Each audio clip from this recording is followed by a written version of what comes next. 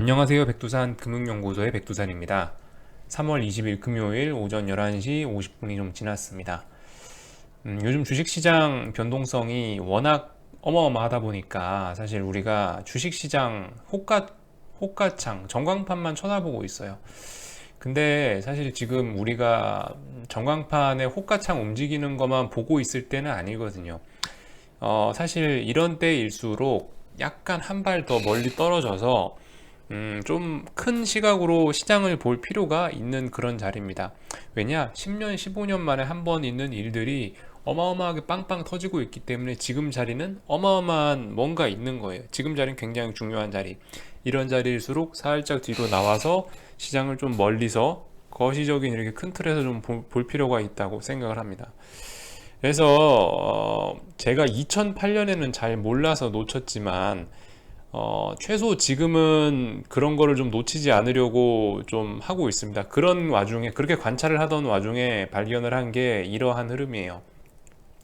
지금 2008년 양적 완화가 우리의 삶을 크게 바꿔놓은 하나의 좀 큰 조치라고 말씀드릴 수가 있겠는데, 근데 지금 코로나 바이러스라는 걸 핑계로 해서 양적 완화 이후 인류 역사상 또 처음 등장하는 MMT, 현대 화폐 이론이라는 요것이 지금 우리의 삶을 또 우리의 패러다임을 이 시대의 패러다임을 또 바꾸려고 하고 있는 그런 상황입니다. 이 내용에 관해서 조금 살펴보도록 하겠습니다. 솔직히 여러분들 이거 재미는 없어요. 재미는 없는데 여러분들 이거 매일매일 올리는 주식 시황보다 이게 훨씬 더 중요한 내용이라 생각합니다. 한번 그래서 어쨌든 좀 잘 보셨으면 좋겠어요. 넘어가 볼게요. 어쨌든 2008년 금융위기가 스타트입니다. 금융위기가 나고 나서 사실 전 세계는 계속 침체 상황입니다. 전 세계 경제가 별로 좋지 않아요. 2008년 이전에 2000년부터 해서 2008년까지는 우리 모두가 진짜 잘 먹고 잘 살았죠. 옛날에는 조선소 앞에 뭐 개가 5만 원짜리를 개가 만 원짜리를 물고 다니고 그랬었다고 하는데 사실 요즘은 그런 시대는 이제 많이 지나갔습니다. 사실상 장기 침체, 실물의 장기 침체가 계속 이어지고 있다고 보시면 될 것 같아요. 2008년부터 무려 12년 동안. 그래서 이건 유로존 GDP인데 사실상 여러분들 뭐 유럽이 회복했다 하는데 지금 보시면 2008년 금융위기 이후로 유로존은 GDP가 정체가 되어 있습니다. 그러니까 성장 안 했다는 거죠. 근데 문제는 뭐다? 미국만 이 GDP가 쫙 뻗어 있다. 이게 지금 밑에 잘 안 보이는데 좀 크게 하면은 보시면 2008년 금융위기 이후 본격적인 세계 성장을 이끌어낸 건 미국밖에 없다라는 겁니다. 그러니까 실물 경제 다 침체되고 미국만 성장을 했어요. 그나마 이것도 금융 쪽의 성장만 있었죠. 이게 왜 그러냐? 이것 때문에 그렇습니다. 양적 완화 때문에 그래요. 양적 완화라는 게 우리 인류 역사상 처음으로 시도된 제도지 않습니까? 중앙은행에서 뭐 발권력을 동원하든 어떤 방법을 동원하든 해서 시중에 무제한적으로 돈을 풀어내는 게 양적 완화였는데 결과적으로 그로 인해서 미국은 살아났습니다. 그죠? 미국은 살아났어요. 달러를 찍어낸 결과 미국은 살아났어. 근데 미국이 살아난 것이 이게 좀 부작용이 있었죠. 미국이 결과적으로 다 같이 잘 먹고 잘 살자 이게 아니고 자기네들의 불황을 좀 다른 신흥국이나 뭐 유럽이나 이런 데다가 좀 자기네들 불황을 나눠주고 지들만 경제가 잘 나갔다는 좀 이런 점들도 있습니다. 어쨌든 그래서 이 양적 완화가 분명히 미국 경제를 살려낸 주인공이기도 합니다만 이 좀비 경제를 만들어낸 또 한편의 원흉이기도 합니다. 그래서 부작용이 이게 좀 심각하게 지금 와서 대두가 되고 있죠. 사실 회복은 하긴 했지만 우리 실물 경제는 좋아지지 않았고 숫자만 좋아졌다라는 거. 주식이 오르고 숫자만 좋아졌다라는 게 하나의 문제가 될 수 있겠고 실물 경제가 안 좋아지고 또 하나는 양극화죠. 양극화가 다양한 분야에서 일어나고 있습니다. 돈이 워낙 많아지다 보니까 롱숏 플레이 이런 것들이 좀 많아져서 옛날 같으면 주식 매수만 할 수 있었다면 지금은 공격적으로 공매도와 주식 매수를 같이 하는 롱숏 플레이 이런 게 유행을 하다 보니까 이렇게 미국과 세계 간의 격차가 벌어지고 부유층과 극빈층 사이도 벌어지고 하여튼 모든 것이 전부 양극화가 되고 있다는 게 하나의 부작용이라고 할 수 있겠습니다. 그러나 사실 양적 완화의 가장 큰 부작용은 이거죠. 통화 정책을 통한 경기 부양책의 한계점이 노출되었다는 것이 가장 큰 문제입니다. 그러니까 이제는 옛날에는 중앙은행에서 어떻게 하면은 경제가 좋아져서 어떤 위기가 났을 때 중앙은행이 뭘 할 수 있다라는 그런 믿음이 있었는데 지금 그 믿음이 흔들리기 시작했다는 거, 그죠? 이제는 더 이상 경제가 나빠져도 중앙은행에서 할 수 있는 조치가 상당히 제한적이 되어 버렸습니다. 그래서 사실 이 부양책으로 인한 그죠? 이제 부양책 이제 더 이상 중앙은행이 제 역할을 할 수 없다라는 그런 불안감이 사실상 이 양적 완화의 가장 큰 문제가 아닐까 싶습니다. 중앙은행이 할 수 있는 거 다 했는데 경제가 안 좋아져. 그럼 그 다음은 패닉이죠, 그죠? 그래서 어쨌든 결론적으로 우리는 양적 완화로 인한 부작용의 영향을 아직까지 12년이 넘도록 아직까지 받고 있는 겁니다. 2008년에 문제가 있을 때 그 부분을 빨리 도려내고 해결을 했었어야 되는데 근데 그거를 해결하지 않고 긴 시간으로 해결하는 방법 때문에 긴 시간으로 해결하는 방법을 택했기 때문에 우리는 결국 12년이 넘도록 2008년 금융위기 당시에 어떤 침체에서 헤어나지 못하고 있다라는 겁니다. 제대로 헤어나지 못하고 있다라는 거죠. 어쨌든 회복은 하긴 했는데 제대로 옛날 컨디션이 나오지 않는다는 거, 이게 문제입니다. 근데 이게 코로나 바이러스라는 게 등장을 했어요. 코로나 바이러스 등장했어. 저도 사실 처음엔 몰랐죠. 저도 처음엔 저 감기입니다 라고, 저 감기에 불과합니다 라고 얘기했다가 지금 더럽게 얻어맞고 있는데 근데 이게 사실 저도 이렇게 될 줄은 몰랐는데 이 코로나 바이러스가 지금 10년간의 양적 완화, 10년간 이 중앙은행의 문제점 이런 것들을 해결할 수 있는 해결사로 코로나 바이러스가 떠오르고 있다는 겁니다. 이 얘기가 사실 오늘 제가 하고 싶은 본격적인 얘기입니다. 좀 넘어가 볼게요. 무슨 얘기냐면 이제는 말씀드렸다시피 중앙은행이 할 수 있는 게 없어요. 한국은행이 할 수 있는 게 없어요. 연방준비제도가 할 수 있는 게 더 이상 없습니다. 경제 3주체라는 게 있죠. 민간하고 정부하고 기업, 뭐 여기에 플러스 알파에서 중앙은행 정도 제가 넣어놨는데 사실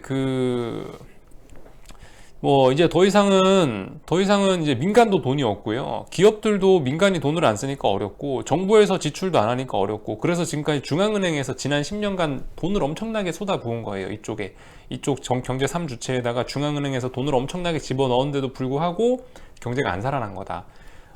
그래서 이제 뭐다? 중앙은행은 나가리가 되고 있고 이제 남은 거는 재정정책밖에 없는 거죠. 사실 정부가 어마어마하게 큰 단일 경제 주체인데 지금까지의 문제는 얘가 돈을 안 썼다는 것이 문제입니다. 물론 돈을 썼지만 어설프게 쓰거나 했었죠. 그래서 지금의 이 중앙은행이 이제 바보가 된 이상 이 문제를 해결할 수 있는 거는 정부가 사실 유일한 주체로 떠오른 것이죠. 근데 문제는 정부가 지금까지 아무것도 일을 할 수 없었던 이유가 있습니다. 왜냐하면 명분이 없어요. 정부가 돈을 쓸 명분이 굉장히 중요한 거거든요. 정치적인 문제가 있기 때문에. 또 그리고 투자자들과 일반 시민들의 여론이라는 게 있기 때문에 이런 문제들이 있어서 사실 지금까지 정부는 유일하게 돈을 썼었어야 될 이 문제 해결을 할 수 있는 유일한 주체임에도 불구하고 사람들의 인식과 정치적인 문제 때문에 지금까지 시장에 뛰어들지 못하고 있었다라는 게 현재의 문제였습니다. 지난 12년간의 문제죠. 근데 드디어 명분이 나왔습니다. 명분이 사실 저도 좀 어이가 없어요. 명분이 코로나 바이러스였던 겁니다. 코로나 바이러스는 좌파 우파 뭐 민주당 자유한국당이 아니구나, 하여튼 그 정치 세력에 상관없이 이거는 상관없죠, 그죠? 코로나 바이러스는 정치하고 상관없이 다 사람들 잡아 족치지 않습니까? 평등하게 감염이 되죠. 그렇기 때문에 어쨌든 드디어 명분이 등장했습니다. 지금까지 정치 세력들이 지금까지 뭐 재정 적자 좀 지출해 보려고 하면 나라가 망한다. 야, 뭐 유럽의 무슨 조약에 따르면 우리는 재정 적자를 더 이상 뭐 몇 프로까지 늘리지 못한다, 이런 문제가 있었는데 드디어 해결사가 등장한 겁니다. 코로나 바이러스가 이걸 한 번에 해결해 버렸어요.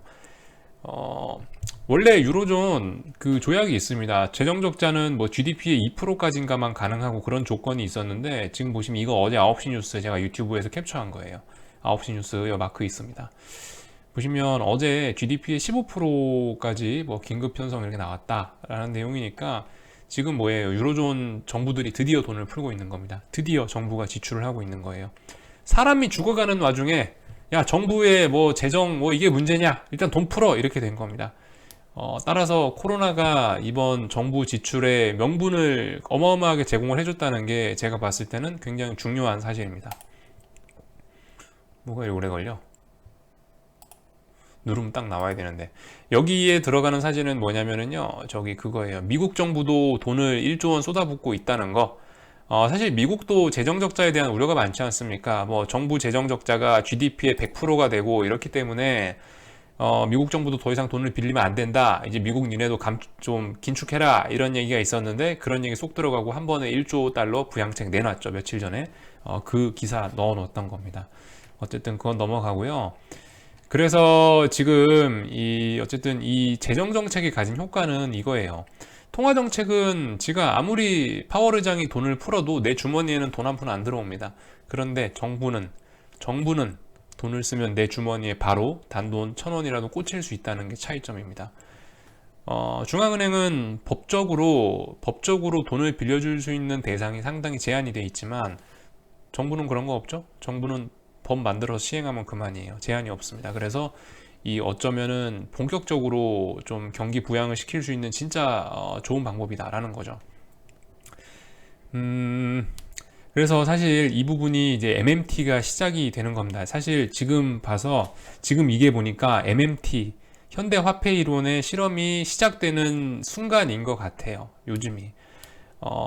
양적 완화라는 실험은 중앙은행 자기 혼자 할 수 있었지만 MMT에 관련된 실험은 정치적인 게 뒷받침이 됐었어야 되는데 코로나가 정치적인 부분을 해결해 줬기 때문에 지금 이제 정부가 한번 돈을 풀어보자라는 쪽으로 그렇게 좀 패러다임이 전환이 된 것 같습니다. 그래서 MMT에 대한 실험, 현대화폐 이론이 드디어 실전에서 실험이 시작됐다라는 거를 인식을 하셔야 되겠습니다.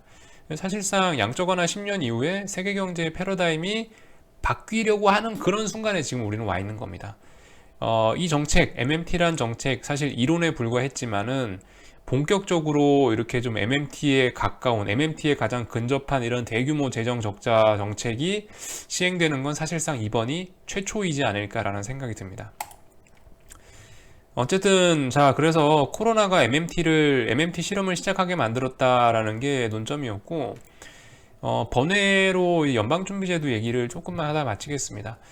연방준비제도와 관련된 얘기 제가 방송에서 좀 하긴 했는데 이제 좀 정리해서 깔끔하게 설명해 드리려고 이 부분을 준비했고요.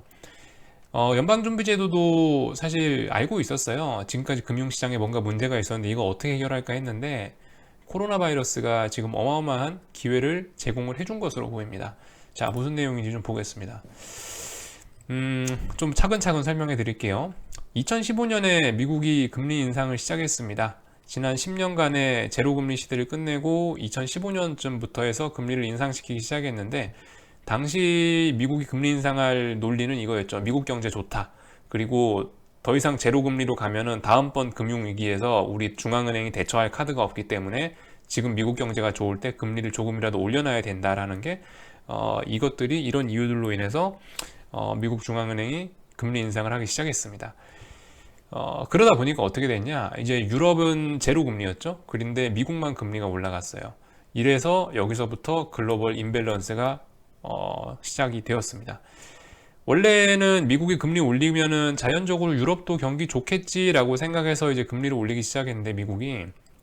근데 아무리 시간이 지나도 유럽이 원래는 뭐 2018년 뭐 그쯤에는 금리를 드디어 인상한다라는 얘기가 있었는데 유럽이 경기 회복이 지연이 되면서 어째 미국만 자꾸 금리가 올라가고 유로존은 계속 제로였어요. 원래 유럽도 금리 인상한다는 얘기가 있었지만 결과적으로 유로존 경기 상황이 안 좋아서 매번 그게 좌절이 됐습니다. 그로 인해서 계속 미국과 유럽의 금리 격차는 커졌다. 더군다나 여기서 트럼프가 맨날 강달러 정책, 예를 들면은 미중 무역 분쟁, 예를 들면은 뭐 미국 제일주의 뭐 이래갖고 하여튼 자꾸 강달러 정책을 추진하지 않았습니까? 그죠? 더군다나 연준이 금리를 올린 것도 하나의 강달러 원인이 되었기도 하고 어쨌든 이런 것들로 인해서 이 격차가 줄어들기는커녕 자꾸 격차가 늘어나기만 했었습니다. 그래서 이번에 파월 의장이 어쩔 수 없다. 우리 이제 1년간 금리 동결할게 라는 얘기를 한두 달 전에 했었습니다. 그래서 2020년은 금리 2.5%인가 2.25였나 그걸로 1년간 동결하겠다고 얘기를 했어요. 그리고 양적 완화 다시 한다. 그래서 유럽 니네가 빨리 경제 회복해서 우리를 쫓아와라 라고 해서 기다려 주려고 했었는데 근데 보시다시피 코로나가 터지면서 이 모든 게 다 물거품이 되어버렸습니다. 더군다나 사실 이 연준 입장에서는 글로벌 임밸런스를 지네들도 알고 있어요. 야, 이거 채권 시장에 좀 문제가 있긴 하다. 이거 바로 잡아야 되는데 알고 있어서 지네들도 금리가 조금 높다는 거를 사실 눈치는 채고 있었는데, 한편으로 트럼프가 자꾸 연준은 금리가 너무 높다, 우리는 뭐 제로 금리가 필요하다 맨날 이러지 않습니까? 그랬기 때문에 오히려 더 금리를 못 내린 거예요. 제가 봤을 때는 트럼프가 자꾸 금리 내리라고 난리를 부리니까 연준에서 더 못 내렸어요. 왜냐하면 연준은 정치적 중립성 문제에 상당히 민감한 기관인데, 자꾸 트럼프가 금리 내리라고 하니까 내가 여기서 금리 내리면 트럼프 말 들어서 금리 내리는 것 같잖아요. 그런 인상을 주지 않기 위해서라도 솔직히 금리를 내리지 않고 동결로 1년 간다라는 이야기를 굉장히 했던 것 같습니다. 결론적으로 자존심이죠. 자존심 지키려고 좀 그런 측면이 있는 것 같다. 근데 코로나 터졌죠. 땡스 코로나입니다. 땡스 코로나. 어차피 야 우리 미국 저기 유럽하고 금리 차이도 제법 많이 났는데 이거 안 되겠다. 어떻게 할까 하다가 긴급히 정례 회의도 아니고 그냥 야매로 회의 열어가지고 두 번에 걸쳐서 금리를 상당히 많이 내려버렸습니다. 거의 금융위기가 왔다라고 가정하고 내린 정도죠. 50bp 한 번 내리고 150bp 한 번 내렸으니까 한 번에 뭐 두 번에 걸쳐 2% 내렸는데, 여러분들 이 2%란 폭이 거의 역사책에 기록될 정도로 상당히 큰 폭에 인합니다. 어, 연준에 있는 이사들이 바보가 아니에요. 경제 공부 평생 하신 분들이고 다 하버드 MIT 나온 분들이에요. 진짜 머리 좋고 수재들입니다. 그분들이 진짜 코로나 바이러스가 무서워서 금리를 2% 내렸을까요? 제가 봤을 땐 그건 아니에요. 뭐 옛날에 뭐 스페인 독감으로 뭐 몇십만 명이 죽었을 때도 연준은 금리를 이렇게 내리진 않았다고 합니다. 근데 왜 유독 코로나에 반응할까요? 코로나에 반응한 게 아닌 것 같아요. 제가 봤을 땐. 표면적으로는 코로나로 인해 경제 위기가 심하니까 금리를 인하하자라고 얘기를 했지만은, 제가 봤을 땐 이건 것 같아요. 그 똑똑한 분들이 코로나 때문에 경계가 침체된다 해서 금리 인하했을 분들은 아닌 것 같고, 속내를 잘 봐야 될 것 같다, 이런 생각으로 금리를 인하한 것 같습니다. 우리가 가만 생각해 보니까 2015년도부터 금리를 올리긴 올렸는데 2.5%까지 올렸던 건 좀 과했던 것 같아. 그리고 예전에 저기 테이퍼링 한다고 양적 완화했던 거 그 규모도 축소해 버렸었는데, 그것 때문에 너무 사람들이 과잉 긴축한다고 해서 시장이 박살났던 것 같아. 야, 우리 그때 너무 과잉이었어. 그리고 유럽하고 미국하고 금리 차이가 워낙 많이 벌어져 버리니까 자꾸 강달러가 더 심화가 돼서 우리 달러가 기축통화 힘을 계속 유지해야 되는데 그것도 어려워졌어. 자꾸 달러가 미국으로만 모여들고 세계로 퍼져나가지를 않아. 라고 드디어 생각을 했죠. 그래서 이번 기회에 잘 됐다. 야, 코로나 나서 사람들 죽어간다니까 이 기회에 금리 인하해갖고 긴축했던 이 우리의 지난 과오를 한 번에 씻어버리자. 코로나란 이슈가 있기 때문에 사람들도 여기다 대고 니네 옛날에 정책이 어땠었네 라고 블레임하지 못할 것이다 라는 판단을 한 것 같습니다. 그래서 어쨌든 연준은 지금 코로나 바이러스 사태를 약간 감사하다고 여기고 있을 것 같다는 생각입니다. 울고 싶었는데 코로나가 와서 뺨을 쫙 때려준 그런 셈이 됐죠. 그래서 어쨌든 미래는 굉장히 좋을 것이라고 생각됩니다. 옛날에는 통화정책뿐이었죠. 2008년도 뭐 물론 재정정책도 있었긴 했지만 지금까지 보면 대부분 통화정책 위주로 움직였었는데, 이제 재정정책들이 본격적으로 시행이 되려고 하는 거고요.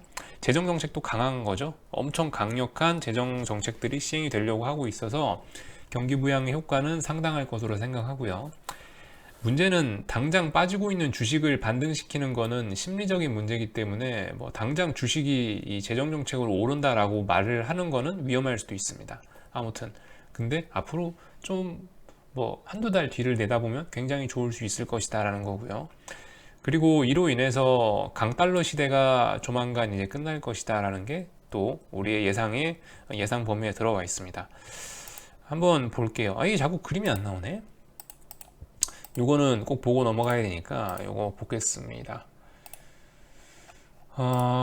이 그림은 여러분들 좀 보셔야 돼요. 이게 지금 작아서 잘 안 보이시는데, 이게 뭐냐면은 파란색 선이 뭐냐면은 GDP 대비 정부 적자 비율입니다. 그림 파일 원본 보여드릴게요. 원본이 있으니까. 이거 아니네. 이거다. 자, 이게 있으니까 여기 보자고요. 여기 보시면은 여기 보시면 잠깐 달러화를 움직이는 거는 여러분들 미국 정부입니다. 달러 인덱스를 움직이는 건 미국 정부예요. 역사적인 데이터로 보여드리겠습니다. 이거 신한금융투자에서 만들어 놓은 보고서에서 제가 발췌를 해 놓은 건데요. 보시면은 GDP 대비 재정적자 비율이 파란색 선입니다. 그리고 이건 달러 인덱스예요. 회색 선은 달러 인덱스. 자, 보시면 미국이 대규모 재정적자를 펼칠 때 파란 선이 꺾일 때 반드시 회색도 같이 꺾입니다. 그죠? 그리고 회색 선이 올라올 때 회색 선이 올라올 때가 아니죠. 파란색 선이 올라올 때 반드시 달러 인덱스는 반등합니다. 아시겠죠? 역사적으로 살펴보면 사실상 달러 인덱스를 움직이는 기저 요인은 미국 정부의 재정 적자가 얼마나 되느냐가 달러 인덱스를 움직이는 핵심적인 요소입니다. 이게 전부예요. 근데 지금 뭐예요? 얼마 전에 1조 달러 재정 적자 더 추가 지출한다고 했죠? 사실상 거의 금융위기급의 GDP 재정 적자 폭이 나올 것 같습니다. 내가 저장을 해놨는데 어디 갔나 모르겠네. 이거 보시면 될 것 같아요. 여기 보시면은 이게 이제 미국 정부 재정 적자 폭인데요. 아마 제가 뭐 계산은 해보지 않았지만 이거 그러니까 이게 달러 인덱스를 움직이는 요인입니다. 이게 달러 인덱스를 움직이는 거예요. 결론적으로. 그래서 보시면은 2000년도 이런 때는 얘네가 흑자 정책을 펴버렸기 때문에 문제가 있었던 거고, 적자 정책 피면은 이렇게 돈을 많이 쓰면 달러 약세, 이렇게 돈을 많이 걷어들여 버리면은 달러 강세가 나타나는 거죠. 달러 강세, 달러 약세, 달러 강세, 그리고 이번에 돈을 확 풀어버린다면 달러 약세가 되지 않을까라는 게 제 생각입니다. 이거 트레이딩 이코노믹스, tradingeconomics.com 들어가시면은 누구나 찾아보실 수 있는 데이터입니다. 제가 그림으로 이렇게 저장을 해 놓은 것 뿐이고요. 어쨌든 그래서 달러 약세가 시작될 것이다, 이겁니다. 달러 약세가 시작될 거예요. 달러 약세가 시작된다는 얘기는 무엇이다 라면은 그거죠. 달러 약세가 시작된다는 얘기는 신흥국 주식의 오버퍼폼이 나온다라는 겁니다. 지금까지 2년 넘게 개박살났던 신흥국 주식이 다시 살아날 수 있다라는 겁니다. 그래서 앞으로 일어날 일은 제가 봤을 때 이거예요. 어게인 87, 1987년 코스피 5배 상승에 어게인이죠. 87년 코스피 5배 올랐습니다. 한 1, 2년 걸쳐서요. 3조 호황이 다시 일어날 조건이 다 완성이 됐습니다. 저유가, 국제유가 20달러, 약달러, 이제 시작, 재정적자, 저금리, 제로금리 됐죠. 그리고 이번 위기로 인해서 2008년 금융위기 때 어떤 좀 굉장히 비실비실했던 기업들 구조조정도 사실상 싹 다 마무리된 것으로 판단이 됩니다. 그래서 아무튼 주식 사자, 잘해보자, 우리 이겁니다. 앞으로 좀 좋은 날이 있겠죠. 굉장히 길고 재미없는 얘기였는데요. 여기까지 들어주셔서 감사하고, 이게 저의 장기적인 주식 뷰입니다. 이거는 웬만하면 잘 바뀌지 않아요. 그래서 하여튼 관심 있으신 분들, 제 시황이 중요한 게 아니고 저런 영상이 훨씬 더 값어치 있고 중요하다고 생각해요. 봐주셔서 감사하고요. 궁금한 거 리플 남겨주십시오. 여기서 마치도록 하겠습니다.